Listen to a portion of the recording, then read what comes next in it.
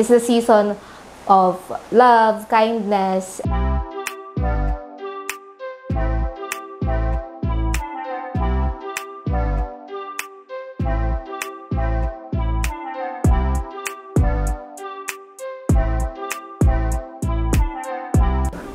Ngayong Pasko, para mabigyan natin ng saya at pag-asa ang mga bata, atin silang ipanalangin upang matupad nila ang kanilang mga pangarap sa buhay.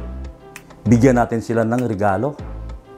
Bigyan natin sila ng panahon para makasalamuha ang kanilang mga mahal sa buhay at tulungan natin sila sa kanilang mga pangangailangan.